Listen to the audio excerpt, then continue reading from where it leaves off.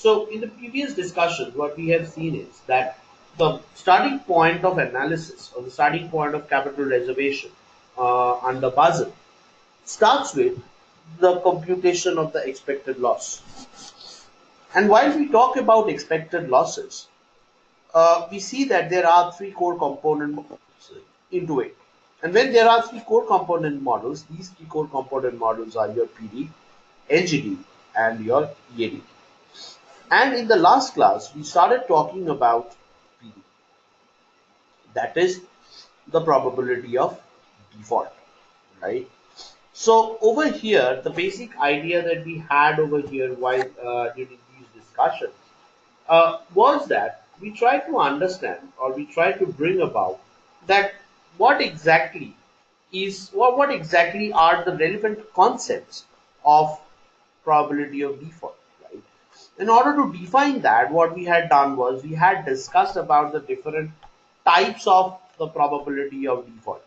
We had discussed about the different kinds of we talked about what exactly is probability of default, why would we need probability of default, and what are the two broad types of or the two broad rating philosophies for probability of default, right? So we had discussed about these two things in the last session, right?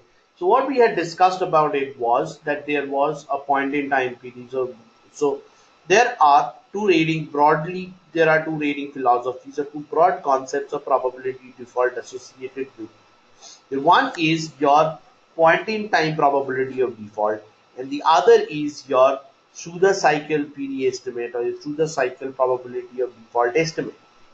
Now, along with that, what we had also discussed was that why is it that we would need the probability of default, right? And why is it that we would need the through the cycle probability of default for our Basel model development? Why would the Basel model prefer a point in time estimate? And why is it that the Basel model would understand or would try to assess that why is it that it would require the the through the cycle probability estimate, and why is it that not why is it that we would not be accepting the point in time PD model, right? So that is one of the major discussion that we had in the last class. So we saw that the through the cycle estimate, the through the cycle PD philosophy talks about computing a long run PD estimate which considers data over a given business cycle and hence is considered to be more conservative than the point in time estimate. Now with the point in time estimate, the point in time estimate is sensitive to macroeconomic situations and is required and is acceptable more for short run users. And that is the reason why these regulatory models on provisions, IFRS 9, are looking to create the PIT estimates from the through the cycle estimate.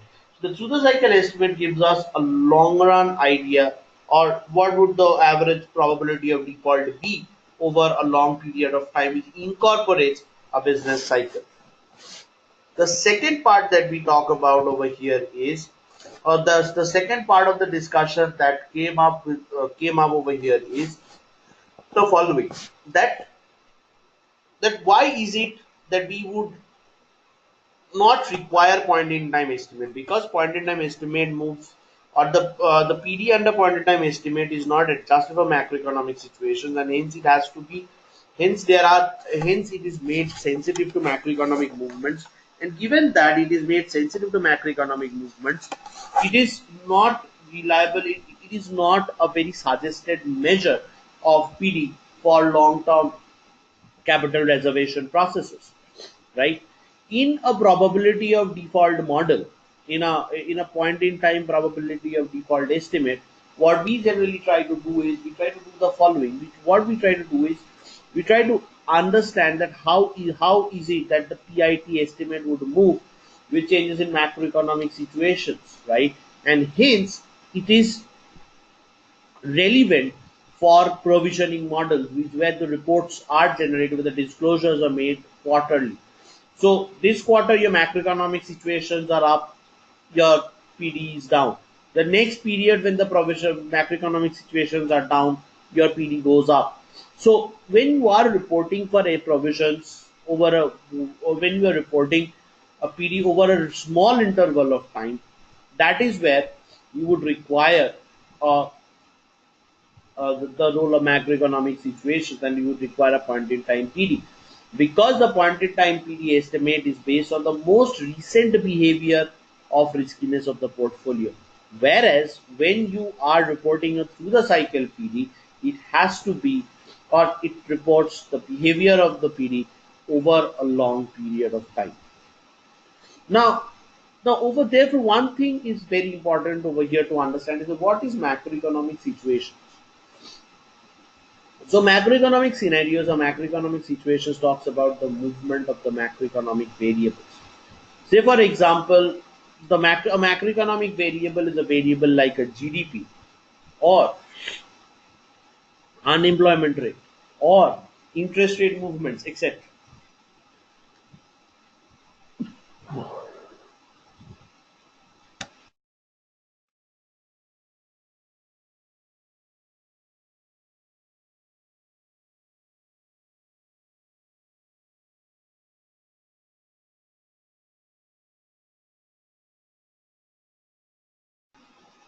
So therefore, when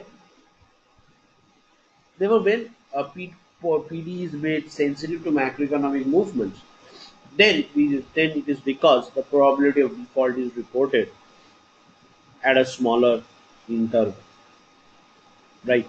So therefore, what we need to understand is that what exactly is the difference between these two models, right?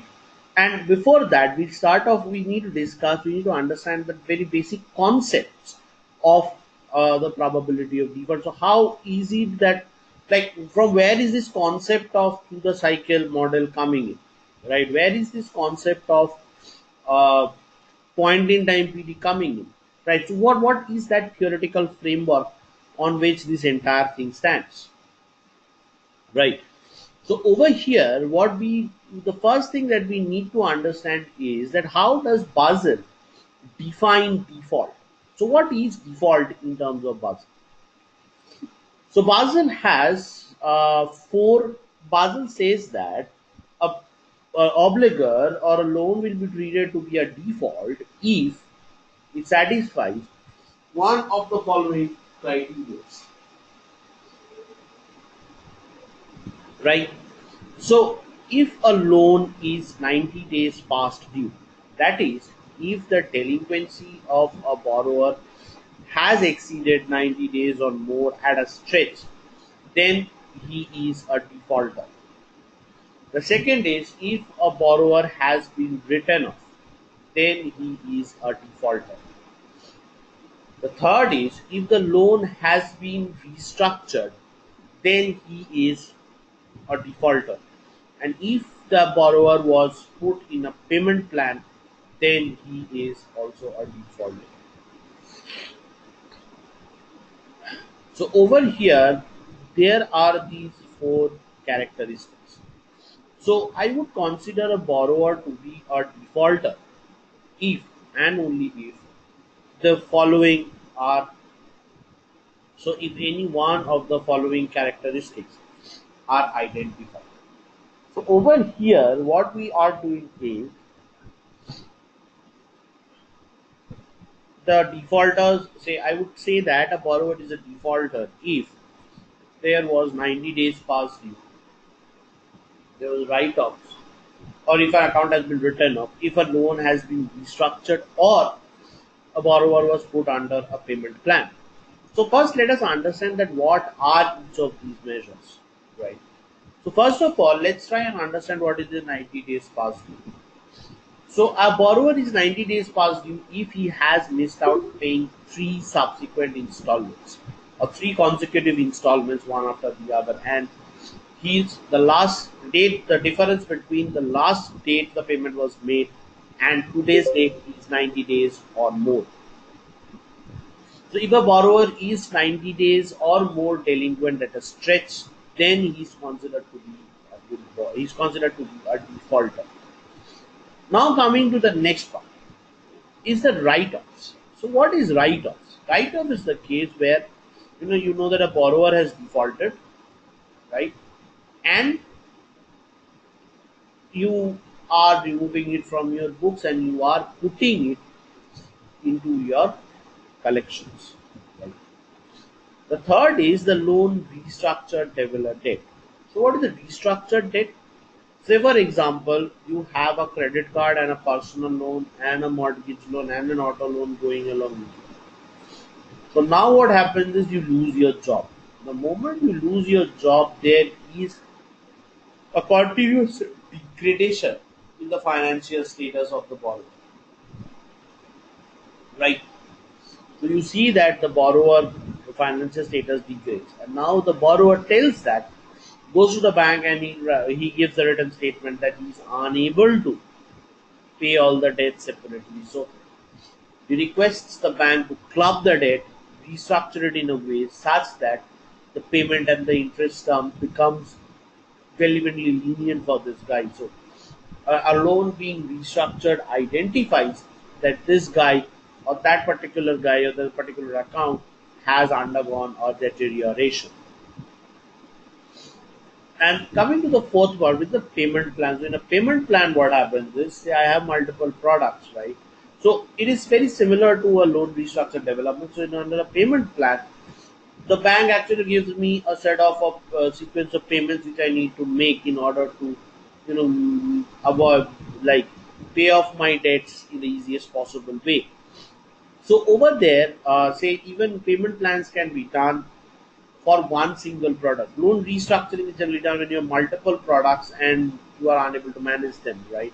So you cannot manage to pay them separately. So over here, what we do is we use the payment. So a payment plan can be only also for one particular product where the bank redesigns the payment that you are making, right, in a manner such that it becomes easier for you to pay.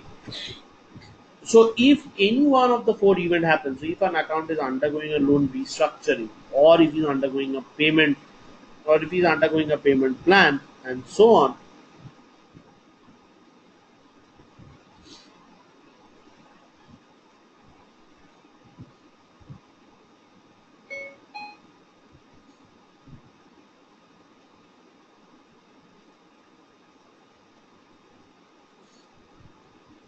So under the payment plan, so if any one of these four conditions prevail, then we say that the account is a defaulter.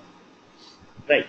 So now our objective is, when we are developing a PD model, our objective is to stand on a date D, right, and to identify that what exactly is the probability that a borrower might default, would satisfy any one of these definitions, any one of these conditions of default in the next 12 months. Right? So that is how we define the concept of default.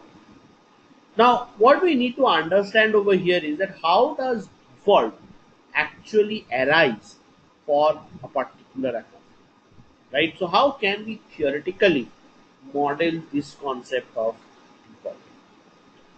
Now, over here, to understand this concept of default, right, we need to go back to a very basic theory called the structural credit risk models. Theory of structural credit risk models. Now, talking about the theory of structural credit risk models, the structural credit risk models are not pure credit risk models. So these are actuarial models or financial market models which has been modified to suit the credit risk domain. That is what is the structural credit risk.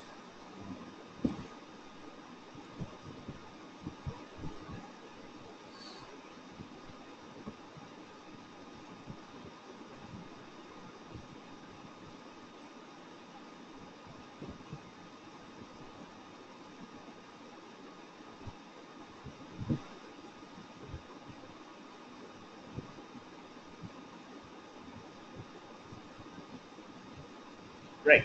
So basically, talking about the structural credit risk models, these are not pure banking models, right? These are the gift of actuarials to credit risk. So over here, what I have is, so talking about this particular model, the structural credit risk models are actuarial models.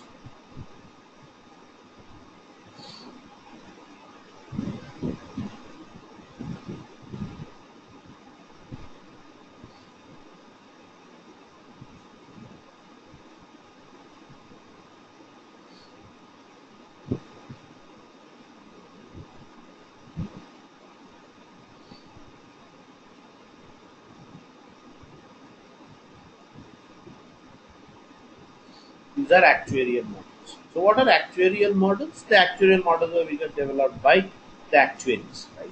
And it stems from the structural, the framework of the structural credit risk model stems from a very famous model which was created essentially initially for option pricing, known as the Black-Scholes Merton model.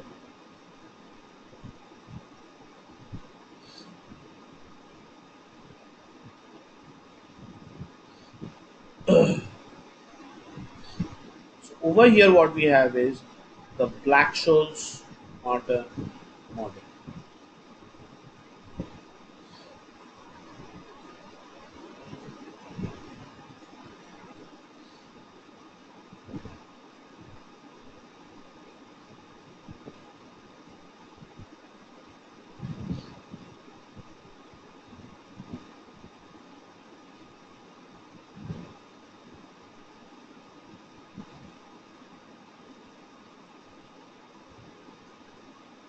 The Black-Scholes Merton model.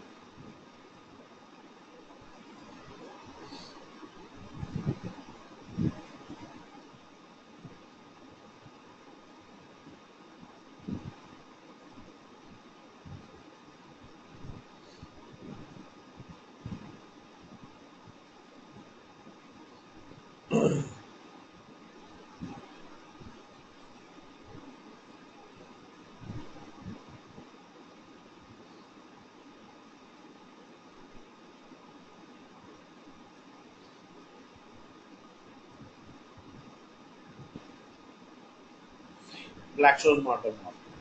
Now, the Black-Scholes Merton model was initially, or the original model is an option pricing model.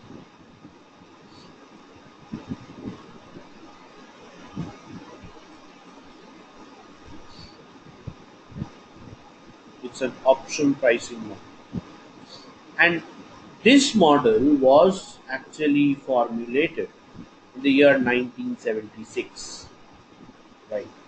And then this model had won Black-Scholes and Merton the Nobel Prize in the year 1976 itself. So, and the very, the uniqueness of this model was the basic thought process under it. And what it did was, it had laid out a foundation for a very generic applicability across domains. So across the domain, it had laid out the basic applicability of this model. So it was not only that this model had been used only for option pricing, but it has been used across markets, right? So it has been used for model developer, developing credit risk models. It has been used in stock markets because, yeah, though it was initially the financial market model, but it was used. It had a lot of different usages, right? Now, from this Merton model was refined a lot, right, by Vasicek in 1991, 1997, 1989. And from there, finally, in the year 2003, Body wrote a paper on which talked about the risk-based asset classification, right, risk-based pricing of capital, based on which laid the foundation for the Basel framework.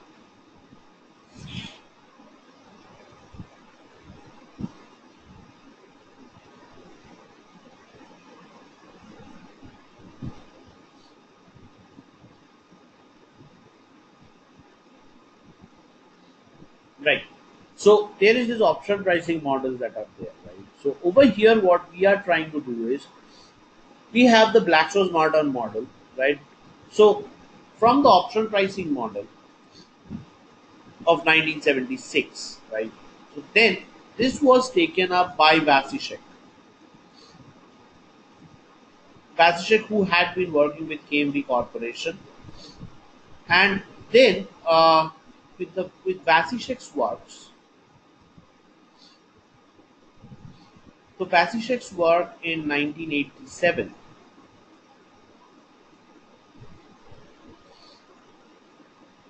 1991,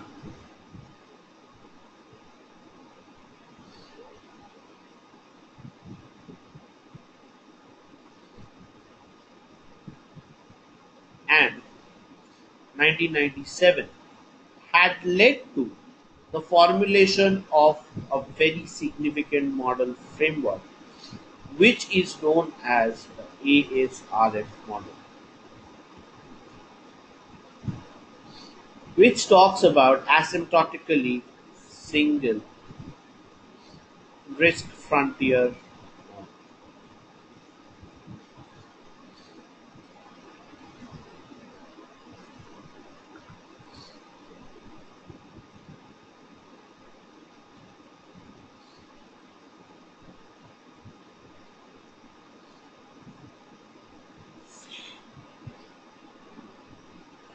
ASRF model, right? So the ASRF model stands for the asymptotically single risk frontier model.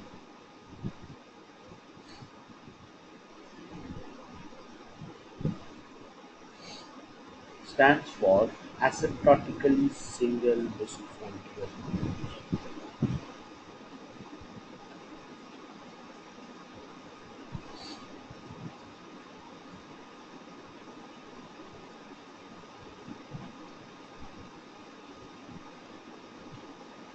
Asymptotically single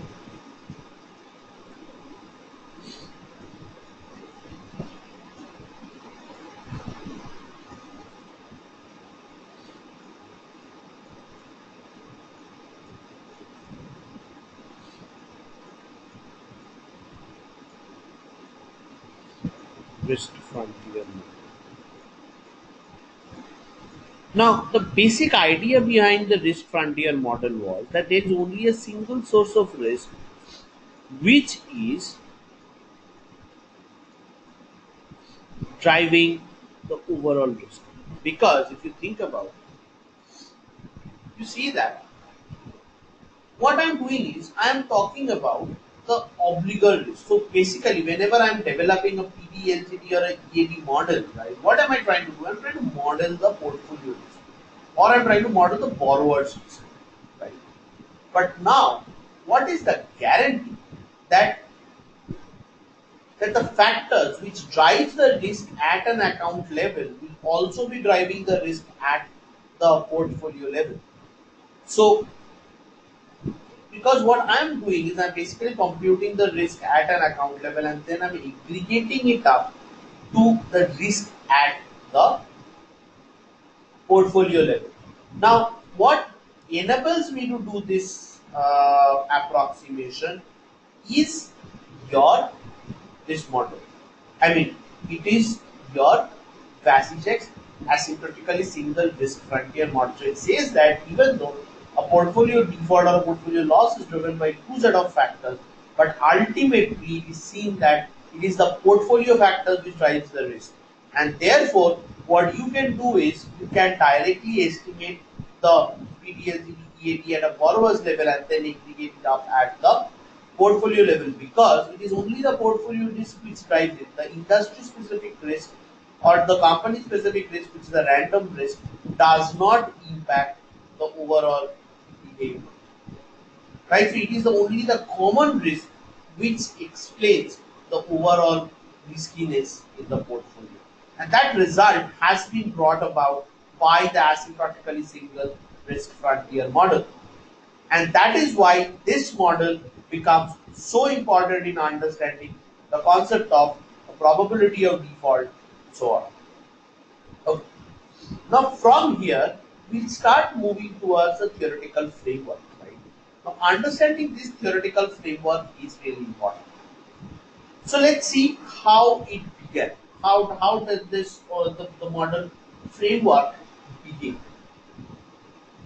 So over here, what it stated is that over here it begins with the specification of the assets, right? So we start by saying that there is, say, a obligor I. So there is an obligor I,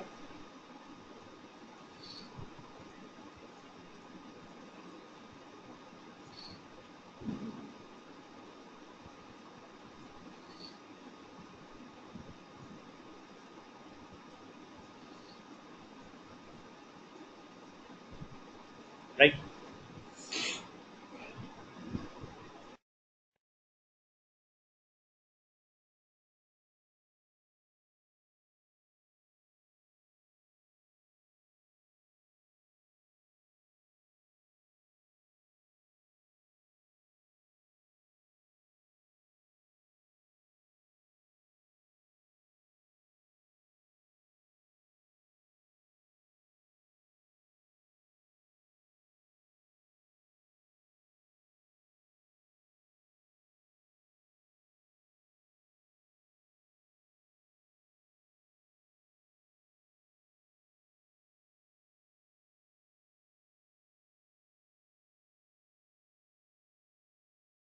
As I was saying, so this concept, the basic framework of the structural risk models, or this framework, whatever you might call it, right? The structural framework of the risk model starts from an obligor I, and it says that an obligor I has two things. One, it has an asset AI,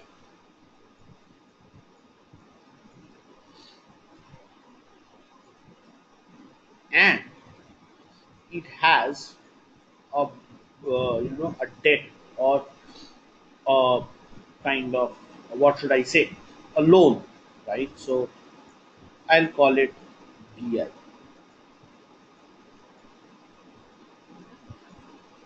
So over here, there is a borrower, obligor I, or a borrower I, who has an asset AI, right, and has a loan DI, or a debt DI. Now, when will this borrower default? So the borrower will default if, so what is the default condition over here? When will the default actually occur? So the default over here will occur when default occurs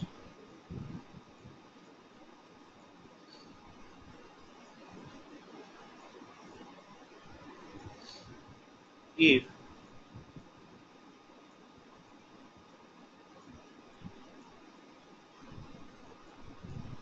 only if AI falls below DI. If the asset falls below the debt obligation, right? This implies that the probability of the IA, the borrower, to default, which I might call PDI, is nothing but the probability of AI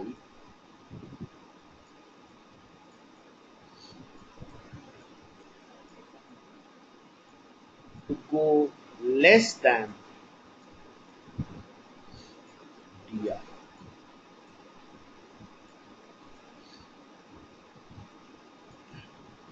Therefore, the probability of the IS borrower to default is nothing but the probability of AI to go less than, or to fall below DI, or the debt obligation. So this is what the probability of default is. Correct? So up to this point, is it clear?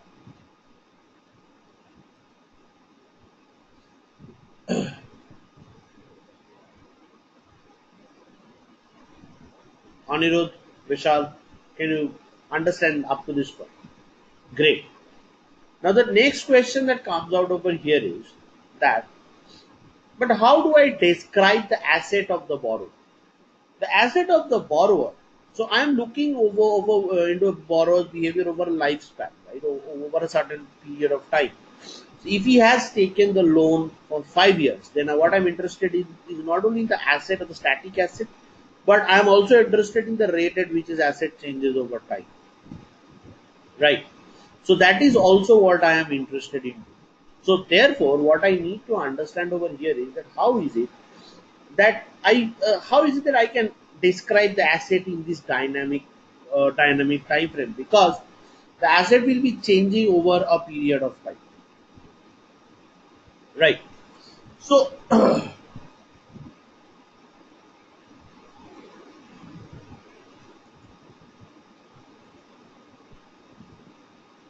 so this asset will have a certain path. So this asset over a period of time or over a customer's life cycle, over the credit cycle of the borrower,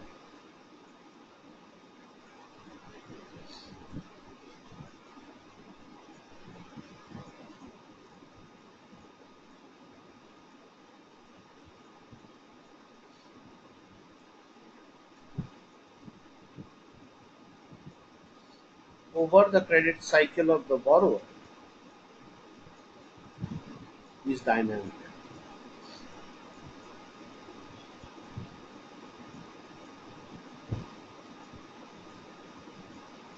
The borrower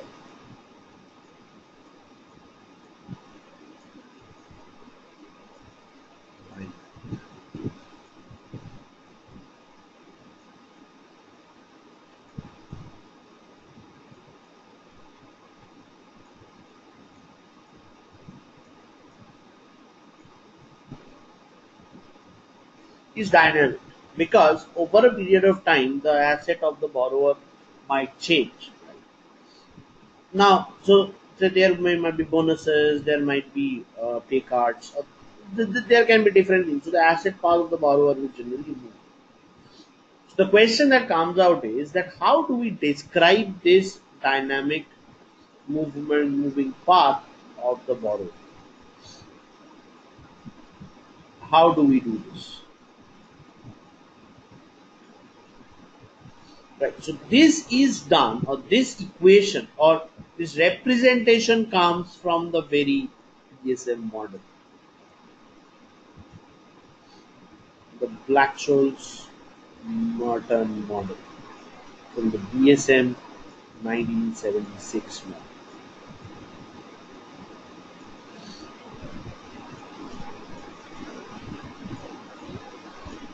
Right, the BSM 1976 model.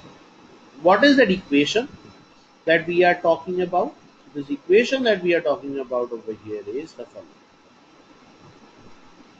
following. This dA by A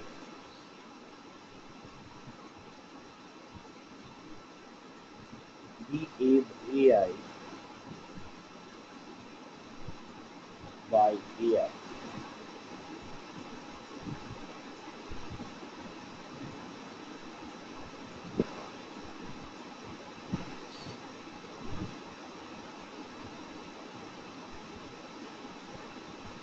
AI. So dAI by AI is equal to mu t,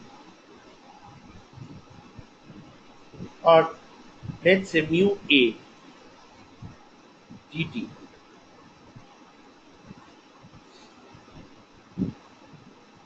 plus sigma A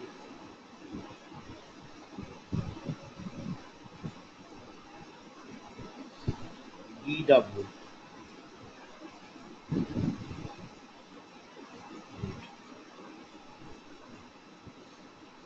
So this is nothing but the ideal equation of the asset path, or as we may call This is the asset path dynamics. This is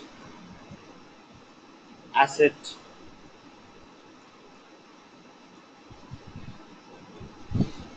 path.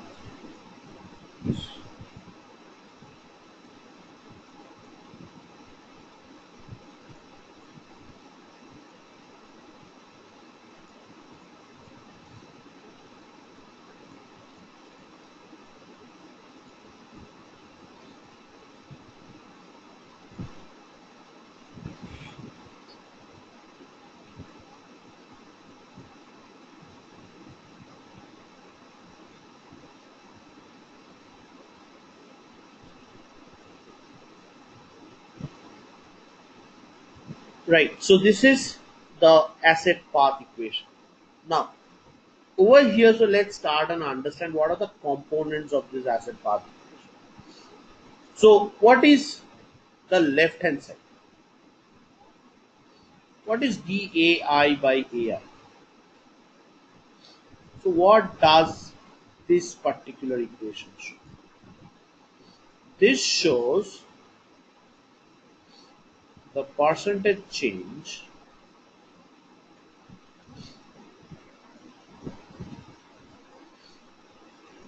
in the asset price.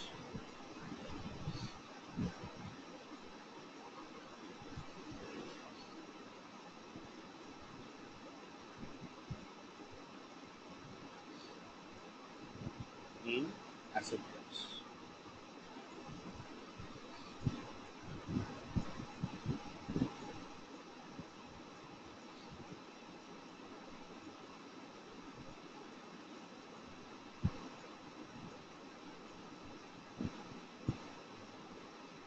Shows the percentage change in the asset price, right?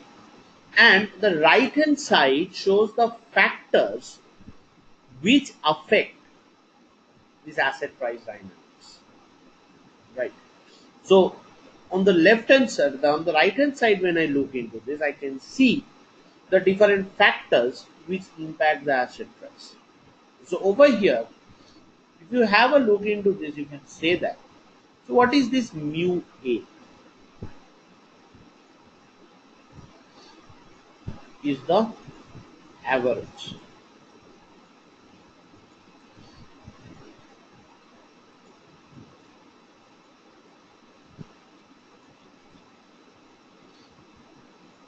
It is the average asset that the obligor has.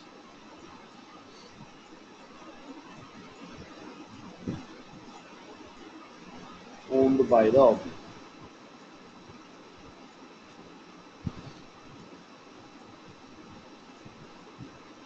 By the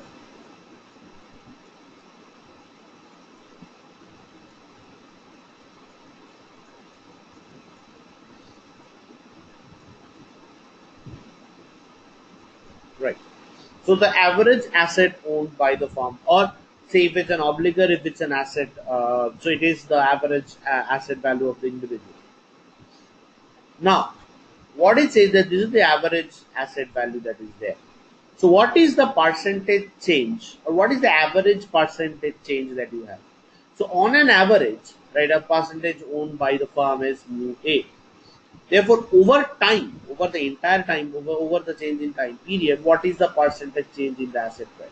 So that is why we are putting in this P. So the average change in the asset price in a unit time period is mu A, right? Average change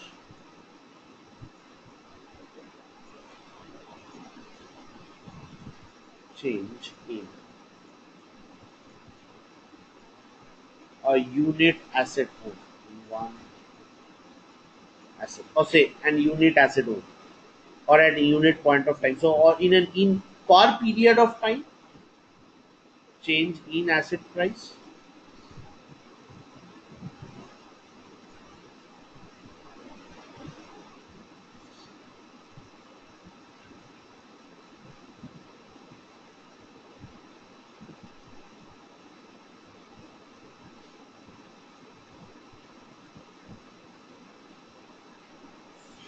Okay.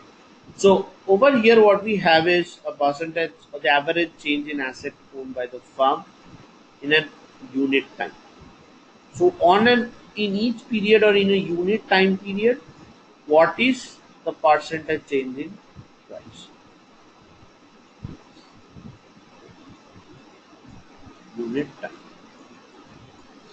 So therefore, over a given span of time, say in 5 months, what will be the change? So on in a given month, this is the change. So in 5 months, what will be the change? So it is mu A into D, right? And over here, so then what I'm saying is that the average percentage change in the asset price is explained on one side of it is explained by the average change in the asset price per unit of time into the total time period plus. So that is the average change that I'm going to see. But there are deviations about the average change. That deviation is given by sigma. So this is, or the sigma that you can see over here is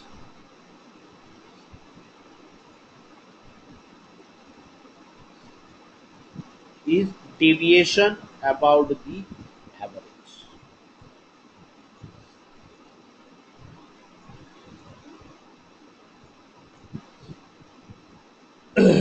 This is deviation about the average. And over here, finally, now if you remember, if you think about it, that the deviations may not always be the same or it may not be the constant.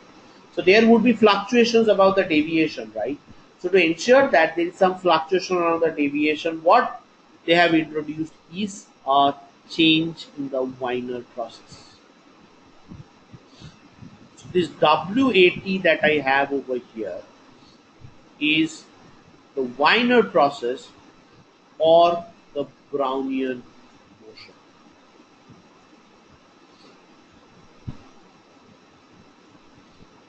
This is the Wiener process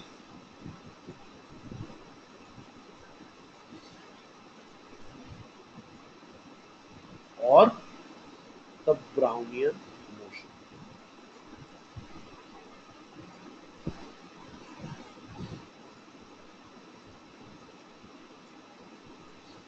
So this Brownian motion has been used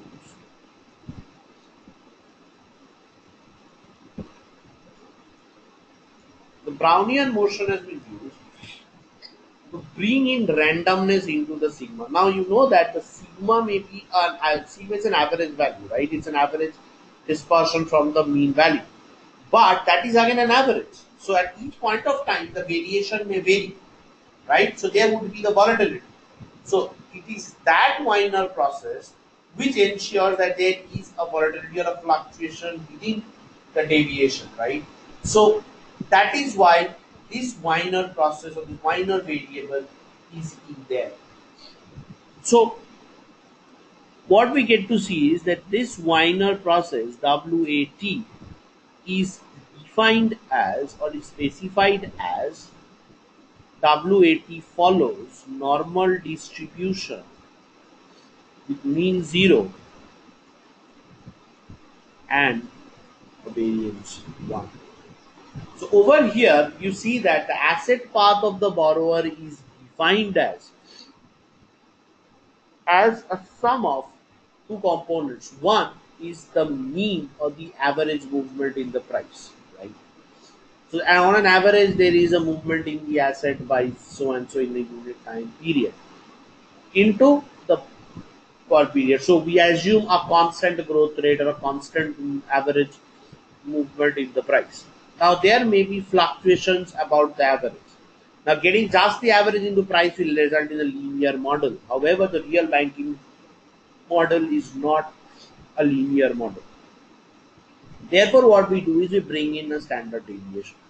But again, the deviation is not constant. Therefore, I need to randomize it, right? And how am I randomizing it? By incorporating a Brownian motion or a Wiener process. What is this Wiener process? Wiener process is a random variable W which follows normal distribution with mean zero variance. So it's a random variable, and this average price movement is also determined by sigma into the percentage into the change in the random variable. Now, since it's a random variable, the movement about the random variable or the fluctuation about the random variable would also be random in nature. Now, given that it is random in nature, therefore, what we would like to do over here is we would like to create an understanding, we would like to create this framework that the asset price is driven by the mean or the constant average growth rate plus the fluctuations about the sigma, right?